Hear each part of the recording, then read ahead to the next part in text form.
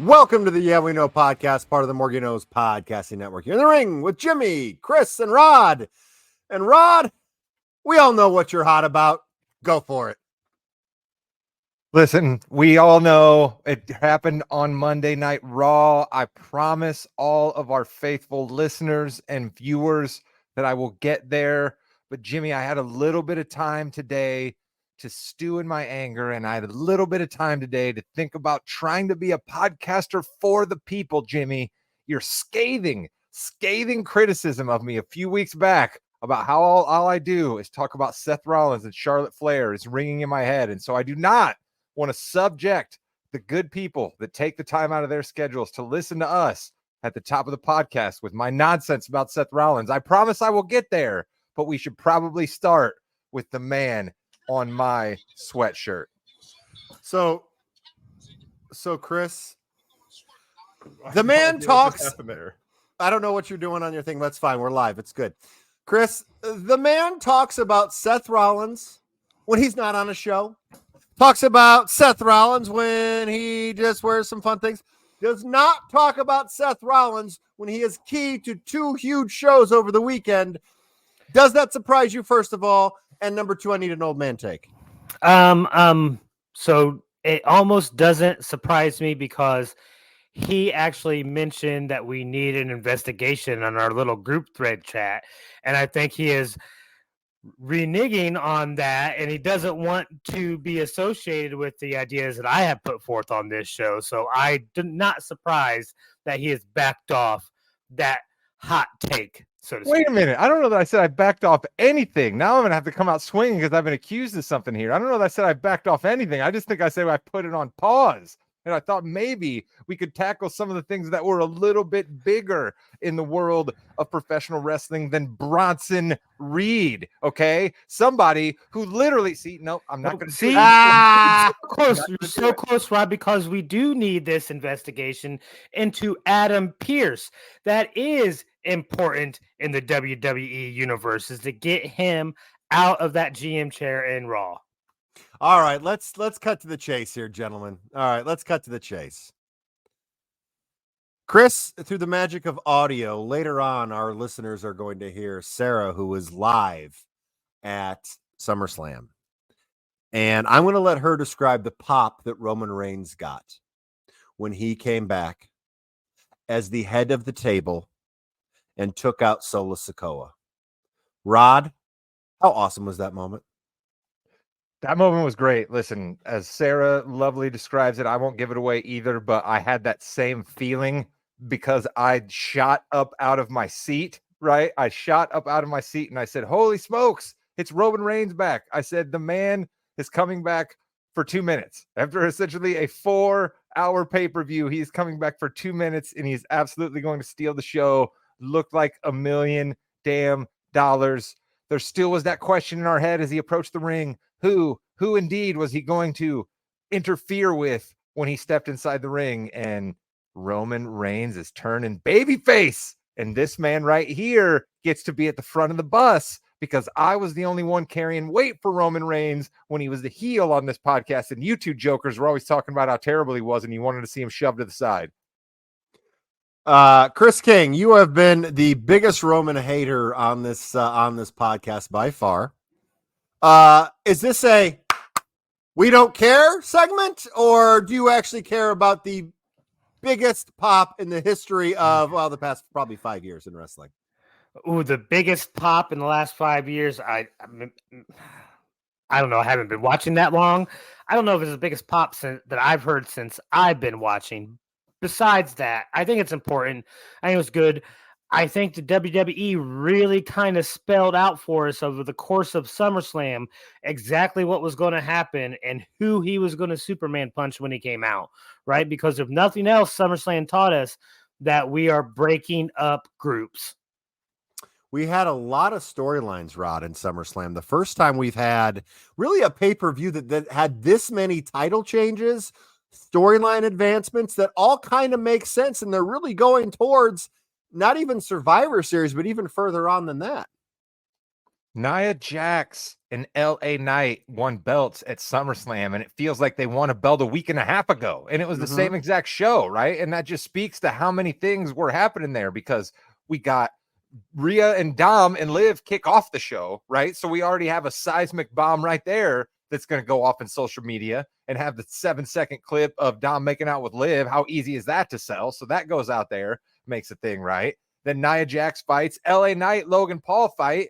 We don't really get the big Logan Paul spot like we've gotten in times past. You know what I mean? He kind of just went down. We had the brass. I think he got hurt. I think he got hurt. Is that what happened? Yeah. Which is also not the first time Logan Paul's gotten hurt in a match. So, you know, yeah. But I think that the fact that you guys wanted so desperately for LA Knight to become US champ, and then we wanted so desperately for Nia Jax not to become champ, and both of those things happened, and we almost seem to not care about it, just speaks to how many things were worked on in SummerSlam. This goes to show why this is probably the last one-day SummerSlam they're going to have. Because if you take that Nia Jax Bayley match was unfortunate. It was people were tired, and they really didn't have the investment in that match as they did with any of the other matches on the show. So that was unfortunate because they worked very hard and they had a decent match. It also goes to show why they're probably not going to have too many more outdoor WrestleMania, SummerSlam events because as Sarah's child said, "Mom, are we going to die?" Because it was so hot and humid out there. That give it to the crowd, though. They were still pretty into it. We got to give LA Knight, our boy. I'm so excited. Wait a minute. Hold on real quick. Okay. I got to examine this, Jim. If I didn't examine this, the podcast people would be mad at me. All right. So you're saying that the WWE is going to agree to sell less tickets? How exactly is that going to work? Oh, no. So you're saying they're just going to cut out large swaths, of the country for where they will have their premium live events. They're not going to do it in an outdoor stadium as much. Nick Khan said as much where in WrestleMania, especially. Good luck getting 50,000 indoors, Jimmy. The 65, 74, others numbers they like to get sometimes. Good luck getting those indoor. Lucas Oil Stadium seats 65,000 for football. Yeah, so think about another 5,000, 10,000 seats that they can cram in there. And that's where they're going. I mean, they're going to Lucas Oil Stadium for 3. Okay, people don't come to me for how many seats are in stadiums. All right. That's not what people come to me for. But I just feel like you go to outdoor stadiums because rock concerts play outdoor stadiums because they got more seats. So I just assumed that outdoor stadiums had more seats than indoor stadiums. I apologize. No, not at all. And our listeners. Not at all. But hey, for our listeners and viewers live right now, if you want to throw something in the chat, we will answer it. If you have any questions, comments, you have any reviews of any matches, throw them in there. We'll definitely talk about it because LA Knight, we have been on the LA Knight bandwagon for so long. And he reached a high on the hot list. He was off the hot list for a little bit. The crowd reaction, the match itself. Rod, I know you're not a huge LA Knight guy. We'll get to LA Knight in-ring guy. But, Chris, I want to go to you first. What'd you think of the match, and how satisfying was it to have LA Knight pull out the win?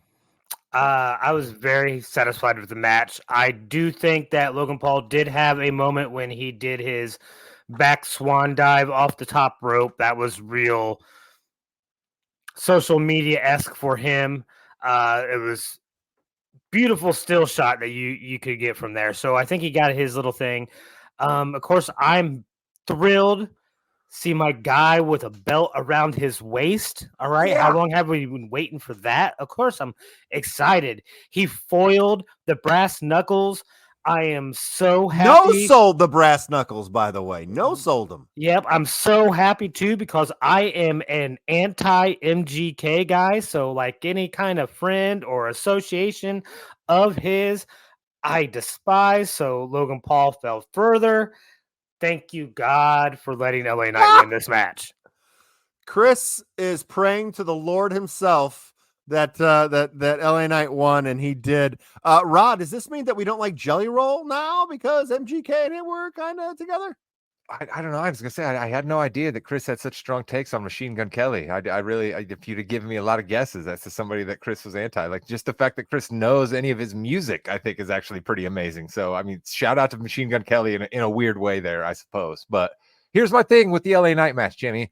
Fine, he wrestled it fine. He wrestled it a little bit better than my expectations. Okay. Let's go. But the no selling of the brass knuckles at the end, I'm sorry. I have a big problem with it. Brass knuckles have been involved in too many storylines throughout history. They've been involved in storylines with Logan Paul.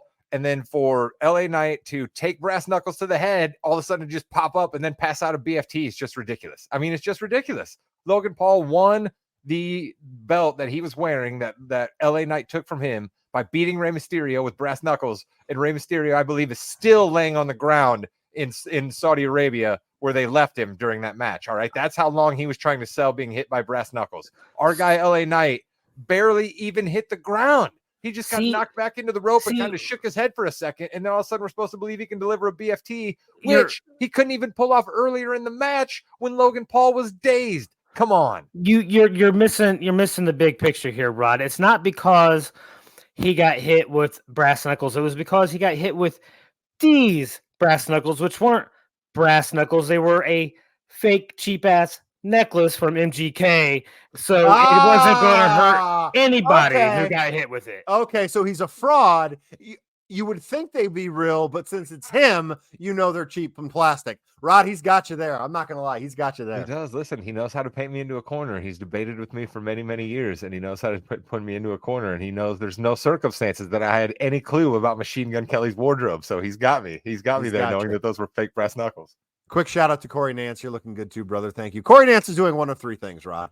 Corey Nance is either fishing, grilling, or listening to the Yeah We Know podcast, You're in the Ring with Jimmy, Rod, and Chris. I mean, that's what he's doing. And there's a very good chance that there might be a child grabbing at his leg or asking him to do something as well. That is always a very good chance with all of the children that are running around over there at the Nance household. That is true. But pretty sure that happens 24/7 to him, whether he's fishing, grilling said fish, or listening to the podcast. With that beard, speaking of artists, first of all, I always hate when they do musical acts to start the show and everything like that, because we're not here for that. We're here for wrestling, but whatever, it's fine. Jelly Roll is a huge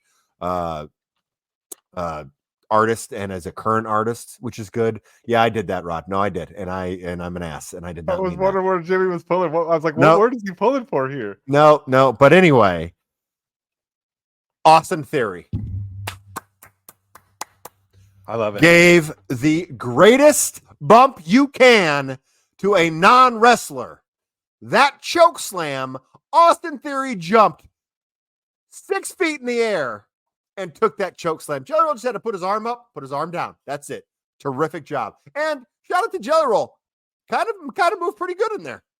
Took a bump, right? Went down to the mat. Right. I mean, listen, that mat is not as padded as people think. All right. So for Jelly Roll to take that big mass that he has and to drop that down to the mat, he felt that for a second. All right. And it wasn't going to be easy for Jelly Roll to get back up. That was my favorite part of the segment, is how long we basically had to keep the camera tight on the backs of Theory and Waller to allow for Jelly Roll to get over the stanchion, to get down to outside the ring, and then to get up the stairs and in. But of course, our guy, our truth, Chris. I mean, if it wasn't for our truth, I don't know if that segment is any good. Right. I mean, the guy is a national treasure. I know we say this all the time, but does he do anything wrong that we see? No. I mean, it is pure entertainment. It is awesome. I love Awesome Truth. Because of our truth, I am now a big fan of The Miz. All right. Give me more Miz. So big fan. 1,336 losses for The Miz in his WWE career, and people still like him. Shout out to that guy, man, proving that you can make a professional wrestling career out of doing a lot of different things. Chris, what was the biggest story coming out of the Bloodline? Was it Finn Balor ripping the heart out of Damian Priest? You mean Judgment Day or Bloodline? I meant Judgment Day, not Bloodline. Looking at something. Solo Sikoa, that's not him. Or Rhea Ripley losing her man to Liv Morgan. What was the bigger shock to you there, bud? Well, I'm going to circle back a la Williams, and I want to say that there happens to be maybe a contest going on in the WWE, is who can jump the highest for choke slams, because JD McDonough tried to outdo Theory on Monday night in that match with Priest. So I will say that the biggest story is Liv, not Liv and Dom, not Liv and the tag team champs. It's just Liv. She has literally done what she set out to do and take everything from Rhea. Her man, her belt, her team. No more Judgment Day for Rhea. Liv has it all. Yeah, Liv set out to do something, Rod, and she did. You got to be pretty happy for your namesake there. Yeah, but I'm not, right? I'm not. You have to look back basically at the Liv Morgan arc here, and she had a cash in on an injured Ronda Rousey. You know what I mean? She got the belt from Rhea here, and Rhea has to put it down for an injury that she supposedly caused to her backstage in a nefarious situation. Wins this belt, so it's unfortunate, right? And I think to myself, like, we all understand that Rhea Ripley looks one way and the majority of her other opponents look another way, but this is still professional wrestling. This is still a world where we were building characters. I just wish we would have chosen another path to get Liv or somebody as a worthy adversary for Rhea Ripley. And you can tell me. I got to ask you a question, Rod. I'm sorry to interrupt you, but I got to ask you a question because in my mind, I thought Liv performed in a way that made it believable that she could put a fight up against Rhea Ripley. Did you not have that same thought? Yeah, but in the end, it had to be Dominic Mysterio causing a distraction twice, throwing a chair in the ring and having her bull in oblivion onto the chair for her to be able to pull it off, right? Yeah, you know what I mean? And then that's typical Dom stuff, right? I mean, don't we expect that from Dom? I mean, he has thrown chairs at numerous women to try to get them to do things for the past 5 months. Oh, you're not wrong that the storyline called for Dom to do this, no doubt. I'm just disappointed that that's the way we chose to go with Liv Morgan, right? Like and I also don't know if there's a way you can write this storyline where she takes everything from Rhea that doesn't involve taking Dom, but it still to me reeks of we can't figure out a way to give Rhea Ripley any real thing to do other than a man is actually the one who's screwing her, right? And or she's playing with the men, and it's unfortunate, right? And with this other news that we got dropped after the A&E Legends last Sunday, I mean, my girl, I'm not going to mention her name here because Jimmy gets mad when I do. She's currently not around. Like, we don't have anybody that seems a worthy adversary for Rhea Ripley, and I continue to sound the alarm bells about that, Jim. Well, I think the psychological aspect of this feud is the direction they want it to go. So you're not going to have Liv doing all the physical stuff to win, but she's doing the psychological to break down Rhea to maybe make her not as fierce. So that's where they went with that, because you're right. They don't have someone right now that can go against Rhea in that way. After this feud is over, then you start to think of who that next person is, because you have to believe at some point Rhea Ripley is going to walk out the champion again. Hopefully that's at a Royal Rumble coming up. Maybe that'd be kind of cool. If not, because I see over the next couple of months you're going to have the mixed tag matches, and we'll see what happens. I like this new 2-person Judgment Day. That also means that they have to Rhea and the Archer of Infamy himself, Damian Priest, need to maybe find some new friends too. So that would be kind of interesting. That is, I did have that thought, right? I started thinking back to my days of when Damian Priest was a bit of a babyface and some of the guys that he sort of ran around with and was always talking to. And one of them actually, don't think there's a chance we're going to see this guy, but Damian Priest and Riddle used to cut it up backstage quite often, right? Priest was always like, hey, my guy Riddle, and Riddle was always saying, what's up to my guy Priest? And they were always kind of cutting segments in the back. I don't think we're going to see Riddle back on WWE TV anytime soon. So no, I don't think so. No. And then Rhea Ripley has a real life husband, right? But I don't think we're going to see him on WWE TV anytime soon either. Yeah. I had to stop following Matt Riddle on Twitter. He got real weird, real quick. Yeah. Oh yeah. It does. Sami Zayn was squashed by Braun Breaker. And guys, I think he's going to lose 2 straight falls next week. I think Braun Breaker's here to dominate. You like what happened here, Chris? I still feel like this is what should have happened at the last Premium Live event. I mean, I really do. Like, it was a quick kind of no holds barred type match. Like, everyone got hard hits in, and it was quick, 11 minutes maybe. I think that's how it should be, and I think that's how it should have been the first time around. I do think if you want to really sell Braun as a legitimate dude, he's got to have a little bit of a run. I think bums he's me going to out, have a though. long bit of a run. That bums me out because we just had somebody who had the Intercontinental Championship forever. You know what I mean? Like it's just like I struggle with that because Chris, you're right. You know what I mean? Like we ultimately should need Braun to have a run with the belt because we just put the belt on him. We want Braun to be something, right? But I struggle with like how do we actually achieve that for guys and don't always have to have it revolve around the belts, because then I worry about if the belts stay on guys for long, then you're going to get stale with it, Chris, the way you did with Roman Reigns having the belt forever, right? And I understand that's a bad comparison to draw because Roman had one of the longest reigns we've ever seen.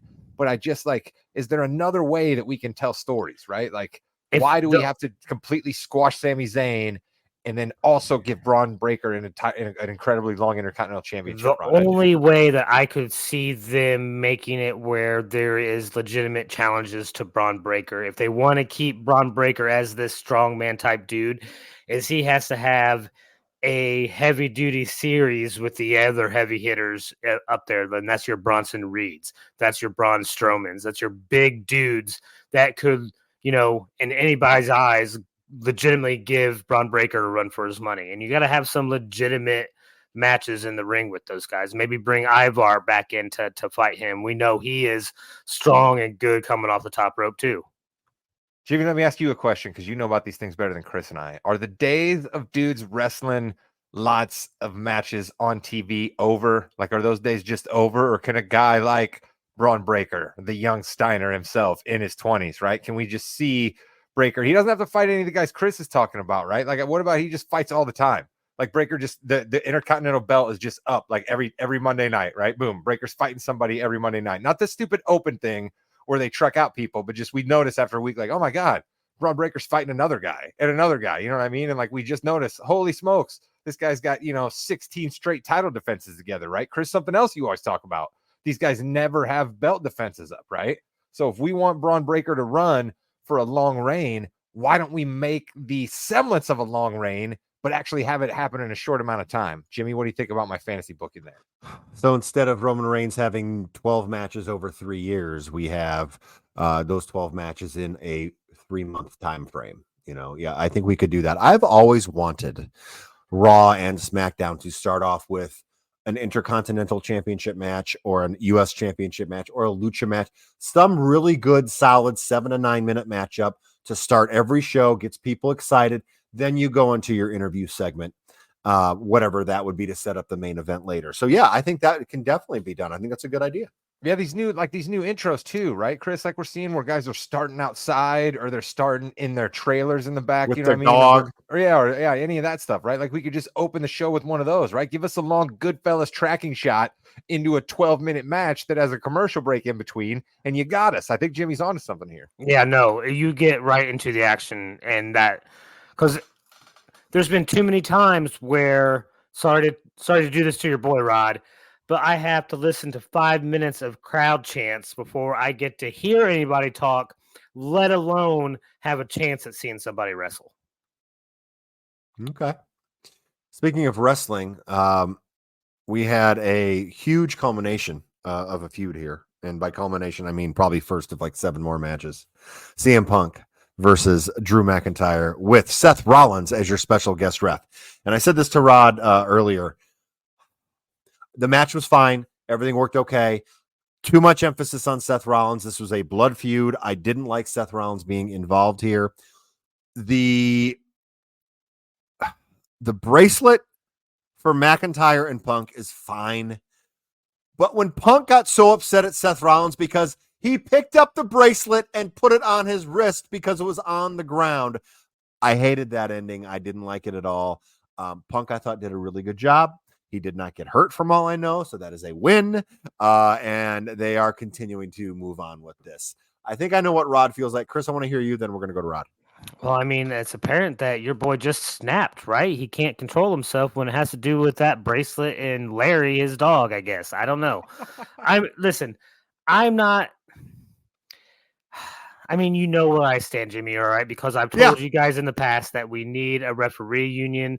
We need Oh God. some stuff to solidify these things so we don't have to have these guys who have never refereed a match in their entire career all of a sudden don the stripes and get to do whatever they want to. I have never heard the WWE be so, hey, the referee called it this way and that's the final say so. Like, this is the WWE. I've never heard that before this year. It's been crazy to me. I loved the outcome of this match though, because Drew got his revenge. It is a little bit too little too late, if you ask me, because Drew should have a belt around his waist. He should have been defending that against Gunther that night instead of dealing with CM Punk and Rollins. But I loved every second of it because my guy survived to go to sleep and still came out on top.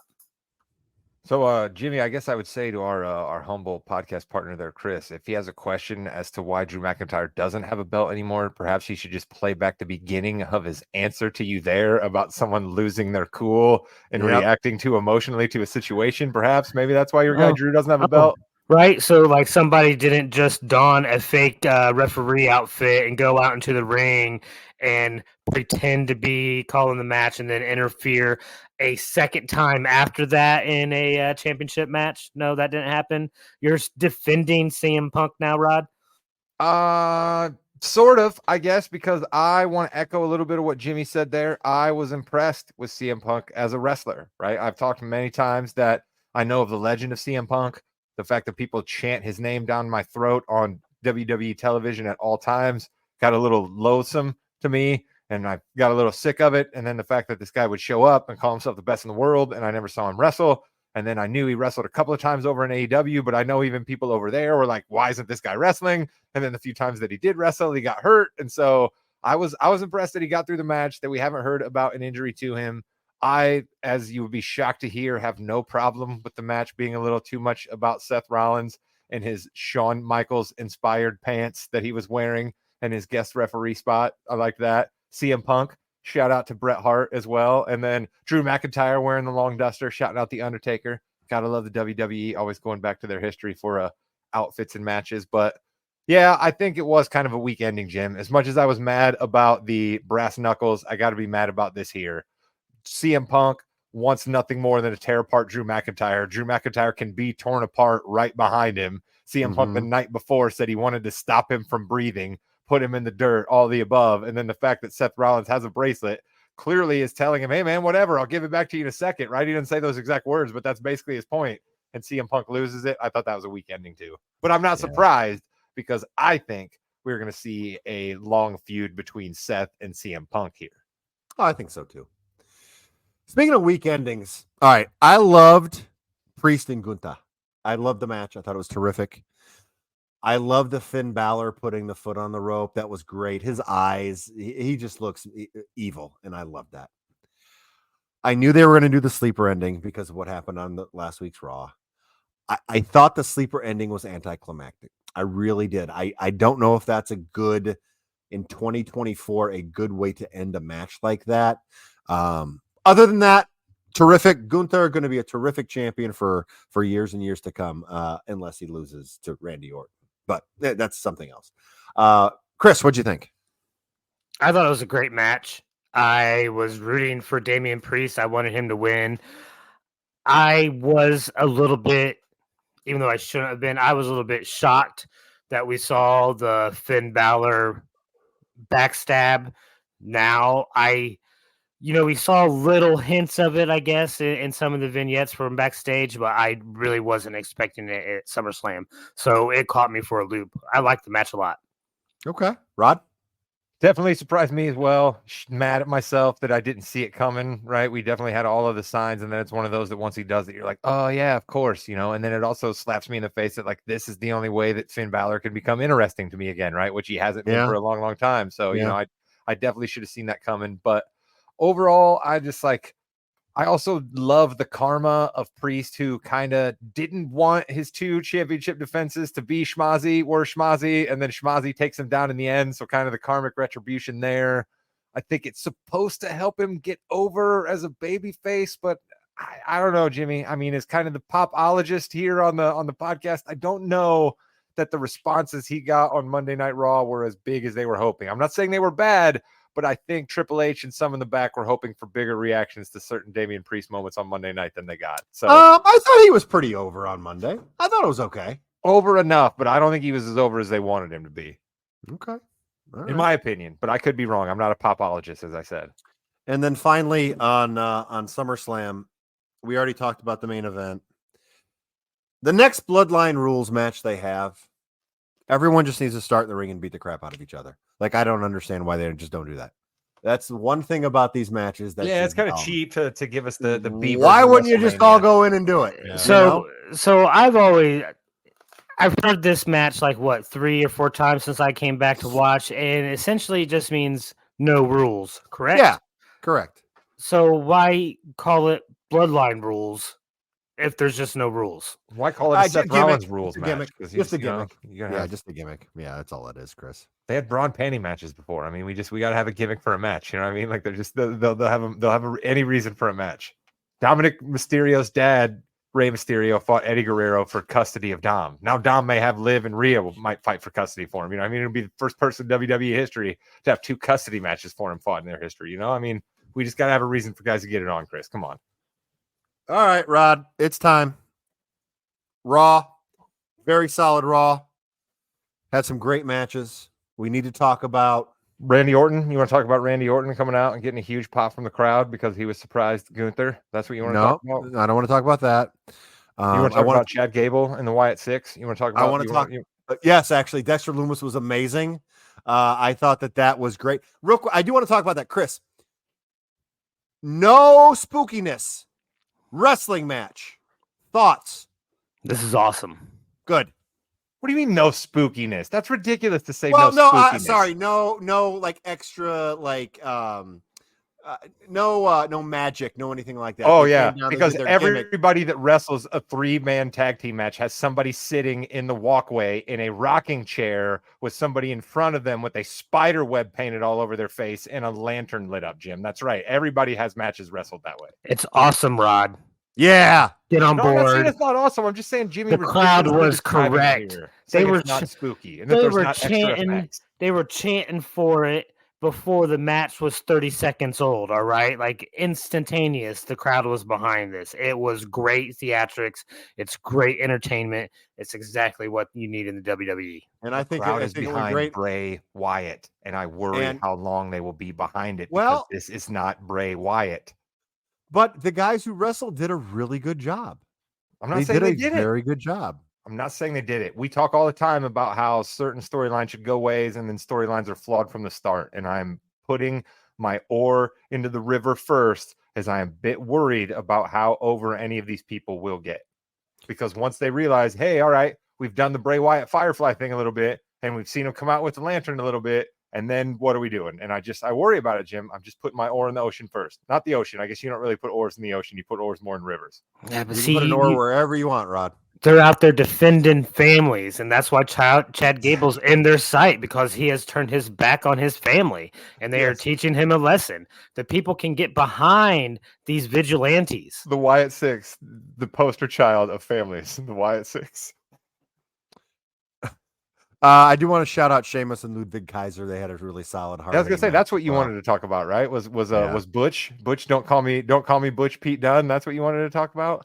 Pete, don't call me Butch Dunne. We all want to talk about something. And Chris, listen, you hinted at it, and I'm absolutely with you. Adam Pearce should be ashamed of himself right now. His number one stud on Monday night is out in the ring getting squashed by a nobody, and he's nowhere to be found.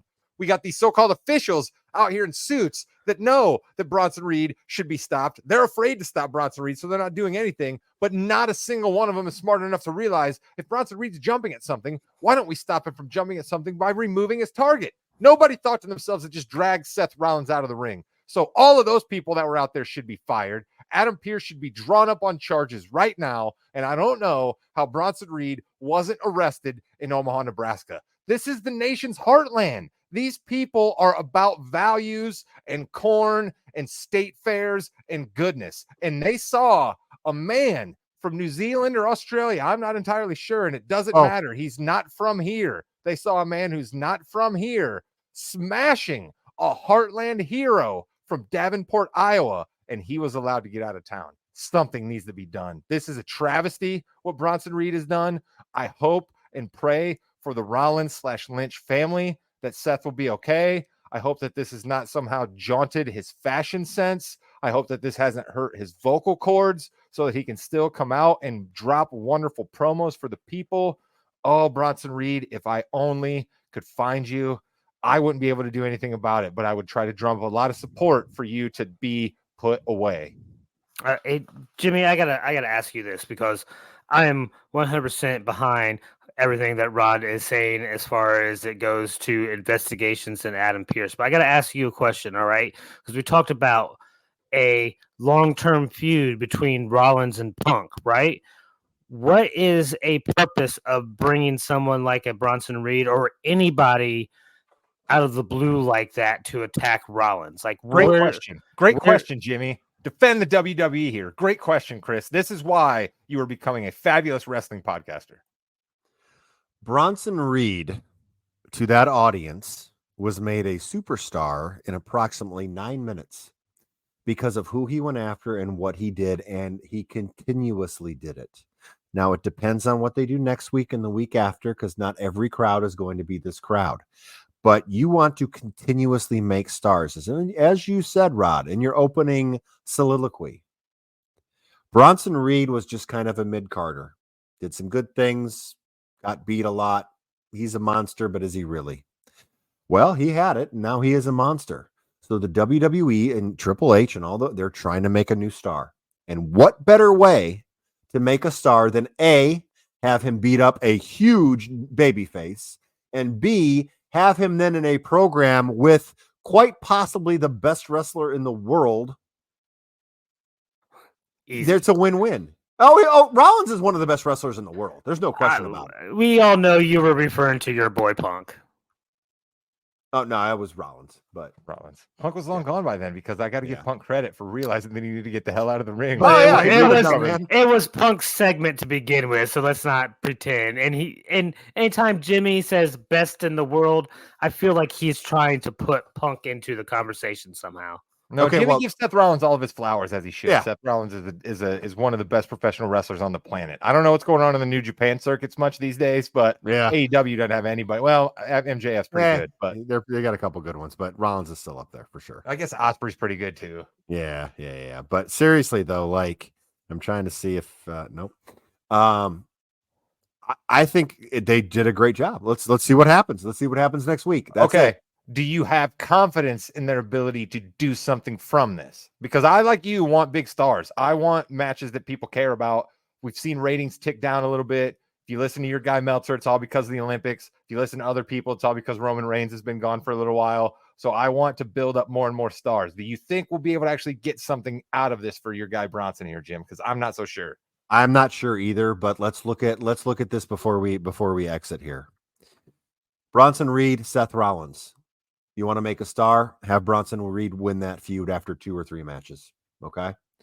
Then he moves on to Drew McIntyre, CM Punk, and the other one then goes to Seth Rollins.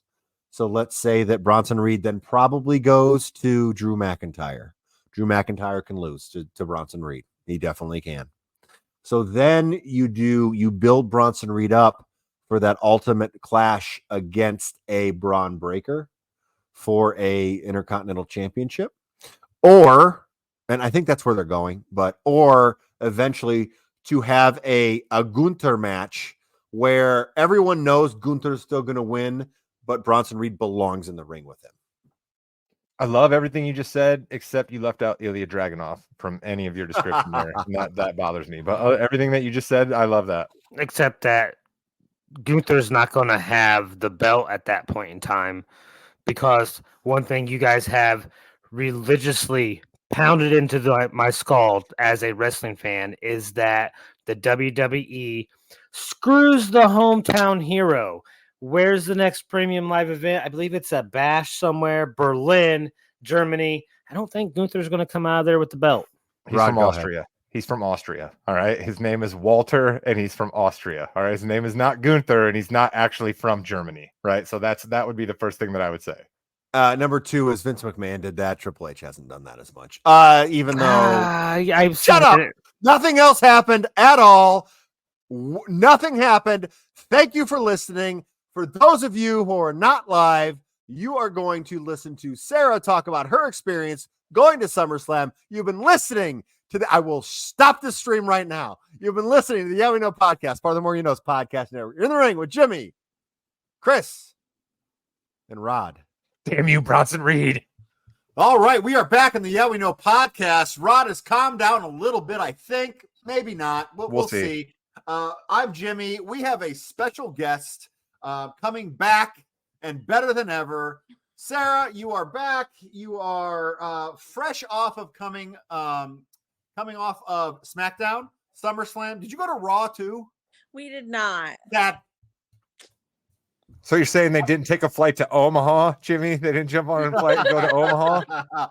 All right. Well, hey, dedication's one thing. I guess you're an okay fan, not a super fan, Sarah. Yes, yes. We loved having you last time because you just really did a great job of describing the experience of a WrestleMania. Now you have the experience of a SummerSlam and a SmackDown before SummerSlam. I guess one thing that comes out to mind first is, what is one thing that you definitely are here, you want to talk about? What was really cool that happened over the weekend? So I would say the thing that I thought was the coolest was after SmackDown went off the air, they had an 8-man tag match. Okay. And it was all of the people from Judgment Day and Jey Uso and Rey Mysterio, and I can't remember who else they wrestled with. But they all came out. Oh, it was Awesome Truth. It was Awesome Truth. So they came out and they did the Jey Uso theme music like 6 times in a row. And after the 5th time, Dominic was like throwing a fit, wanted it to stop. And all of the Judgment Day, Finn Balor and JD McDonough, they were trying to stop it. And Damian Priest went against them and was like, I think it's kind of cool. And I thought that was foreshadowing. I was like, oh, it's on now. So I thought that was really interesting foreshadowing. Okay. So last time we talked, you were in a very, very windy and cold WrestleMania Day 1 and an okay WrestleMania Day 2. How was the weather, first of all, in an open-air stadium in August in Cleveland for you? It was hideous. Okay. Everyone was just, it was very humid. It was super hot. Everyone was just I bet that place smelled awesome. I bet it smelled great in there. When you guys were standing in line to go to the restroom or getting concessions and the masses of people, I bet that was just an awesome odor. It was pretty interesting. My kids came with us, so we took all 3 of the kids. They were like, I think we're going to die. So okay. So that it was a very expensive trip in water, I would say. I was actually just about to ask, were they giving people water? Because sometimes when you reach a certain threshold, they have like, they'll be like, hey, there's some water here. We're throwing around the corner and all that. They weren't doing any of that here, huh? They were not, but they were giving out Prime and C4. So doesn't really help you. Doesn't help you. No. I was gonna say that's not really the hydration usually. Well, Prime depends on which Prime, one I you guess, get, is but hydration. I guess Prime doesn't get enough. Prime doesn't get enough audio visual space on WWE That is television true. pay-per-views. You know what I mean? Good thing they were giving that to all you people, because you guys might not have known anything about Prime had it not been for them handing out free bottles to you. Yes. So how did the kids handle that 4+ hour event? Were they exhausted by the end? Did you have to carry them over your shoulder, or were they pumped? They were pumped. Yeah, I would say especially with that last match, because we have 2 Cody Rhodes fans, and and then our other child was rooting for Solo. Whoa! Yeah, And then she was. I love how you're like our Oh, other child. You almost don't want to claim ownership. You're like, you're that Yeah. important if you're going for the bloodline. They were at the end of the row. Okay. yeah, so it was interesting. She was like the only person like screaming "Go Solo" when everybody else was like "F you Solo." So Okay. Have you had to teach her that you can't actually hit people in their throat with the thumbs? Have you worried about that with the Viking Solo Solo? Because I would worry about that with my son. If Solo was his favorite wrestler, I would immediately sit him down and be like, listen, you can't go hitting people in the throats with your thumb. I haven't thought about that, but she is the one who would do it if any of Oh. them. It's just the easiest to Good. replicate, right? That's the only reason I bring it up, right? Like so many of these Yeah. suplexes and things of that nature, we can't do it, right? But anybody can like grab their thumb and then do that. You know what I mean? So I Yeah. would worry about that with Solo. Yeah, I could see her actually doing that if somebody irritated her. So So then were people irritated with her? Like, did you get anybody mad at her that she was cheering for Solo? no, not really. We had like one lady who kept like turning back and giving her like a thumbs down. At least a thumbs She's down. That's a 8. pretty Was big it in movement. was it in fun, or was she like, I'm gonna fight your, and I'm assuming your daughter's not 32 years old. Was she gonna like fight her?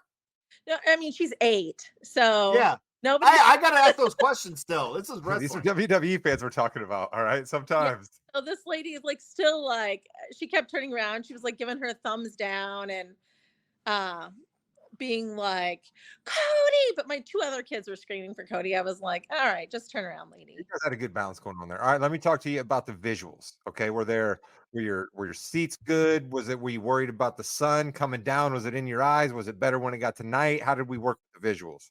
Actually we had pretty good visuals. We were floors on the floor on the other side of the ring from the ramp about 15 rows back. So we could see everything that was going on in the ring pretty good. Nice. All right, then So I'm going to people go to weren't. my. Go ahead, sorry. Jim. So people weren't standing up too much for your kids. They were sitting down because they were exhausted and hot. So people were standing up at the beginning of the matches. I would say like as people were coming out, everyone stood up. But the kids just stood on their chairs. Okay. So then everybody, I would say most people sat down during the match. Okay. Good. All right, so I'm going to go to the other thing that I love to talk about, the pop. All right, was the pop in that building loudest for Roman Reigns' return, or was it quite possibly louder for CM Punk coming down and people actually knew he was about to wrestle for the first time in like 10 years?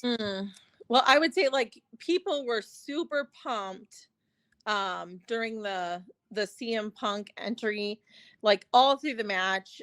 There was a pretty I would say a pretty constant roar, but it was like someone detonated a bomb when Roman came in. Everyone was on their feet. People were screaming. It was like the air was electric. So It was weird because there was a half a second after his music hit. It's like, wait, what's going on? It was And new then- music, right? It was new music. A We had little to kind bit, of deal with yeah. the new remix, and people didn't quite know what to do. At least I'm speaking Yeah. for myself here. I had no idea. I was like, it says head of the table. I was like, but it could be Paul Heyman or Jimmy that walks out at this point.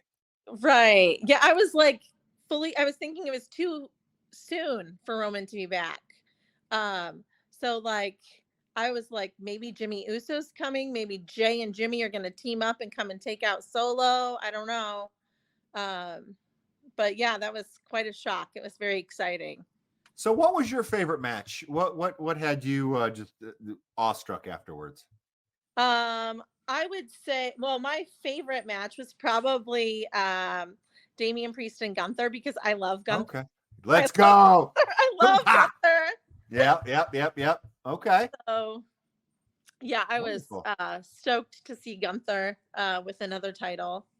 I also was not surprised and very excited that Finn Balor finally turned on Damian Priest. Nice. You do Where love were your, you you on do that? love your boy. You do love Where your were you boy. on that? Say, Sarah, you got to email the show in, right? Or have Adam send me a message. You got to let us know these things. I did not see Finn coming. You and I were on the same page about Dominic turning on Rhea in that match. You and I both saw that one coming, but I didn't see Finn coming. Like I totally thought for a while because he seems disgruntled with Damian. He seemed like really kind of put out. Like Damian's bossy, and I feel like Finn Balor was ready to be in charge. So I That promo he cut on Raw last night was something, man. That's as interested in Finn Balor as I've been since he was the Demon.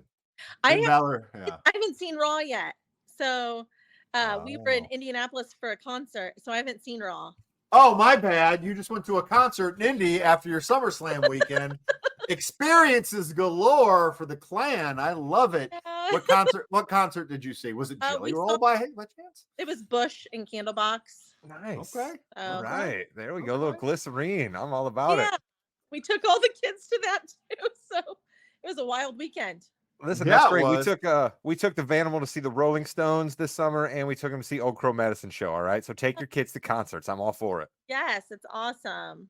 Were you able to see the Liv Morgan Dominic Mysterio kiss, or was that kind of blocked? So we I couldn't see it from where we were seated. Everyone was standing. Yeah. I didn't get to see it. I just saw it on the big screen. Okay. So. There Was is it? Wait, definitely- Jimmy. Wait. You just Go made me think of one more thing. I'd love to point out these things in the audience. Was it obvious that Rhea Ripley was knocking her shoulder back into socket? Was that obvious to everybody there, or was that only something that we got at home because the announcers were telling us? No, it was pretty obvious. Like it was pretty rough looking. Everybody could tell what she was doing.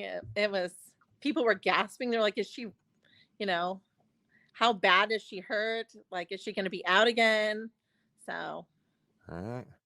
Okay. There you have it, Jimmy. A great report from our on the ground correspondent here at the Yeah We Know podcast.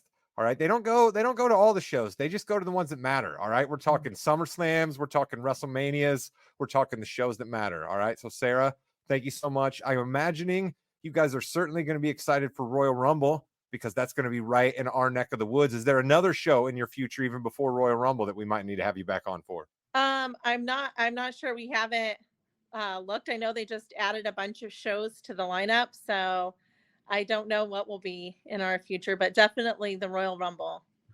I've already booked a hotel. Nice. wow. Look at you. That's Nice. smart. That's smart. All Jimmy right, Jam, you well, got anything yep. else? I think that's it for now, Sarah. We really appreciate you. You've been listening to the Yeah We Know podcast. You're in the ring with Jimmy, Rod, and Sarah. It's Sarah. That's right. Sarah's taking over for you again, Chris. I'm telling you, each time she comes on this podcast and does a better job, Chris, I'm starting to have thoughts. You better have some serious takes, my friend. Hey, Sarah, say goodbye, net. Yeah. Goodbye. Yeah. There we go. Give me 1 second. There we go.